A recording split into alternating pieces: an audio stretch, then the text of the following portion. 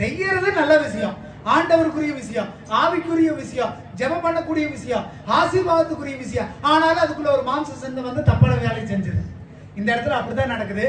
ஆபேல் இருக்கிறாங்க, காயின் இருக்கிறாங்க. ஆபேலையும் அவர் காணிக்கையை ஆண்டவர் ஆசீர்வதிச்சாரு, காயினையும் அவன் காணிக்கையை ஆண்டவர் ஆசீர்வதிக்கல. அப்ப உண்மையான மனுஷனா இருந்தா காயின் என்ன செஞ்சிருக்கணும்? அவன் ஆவிக்குரிய சிந்தனை உள்ளவனா இருந்தா என்ன செஞ்சிருக்கணும்? காயினை, ஆண்டவரை ஏன் காணிக்கையை அங்கீகரிக்கல? கேசப்பா எனக்கு என் காணிக்கை அங்கீகரிக்கப்படல, இதை மன்னிச்சிருங்க.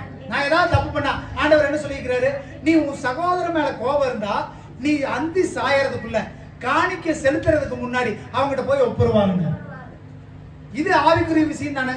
2 பேரும் போய் காணிக்கை செலுத்துறாங்க ஆண்டவருக்கு, ஒரு நல்ல விஷயம்ப்பா, இது ஆவிக்குரிய விஷயம். இந்த இடத்துல தப்பான ஒரு விஷயம் வருது, மாம்ச சிந்தை. காயினுக்கு என்ன வருது? கோபம் வருது.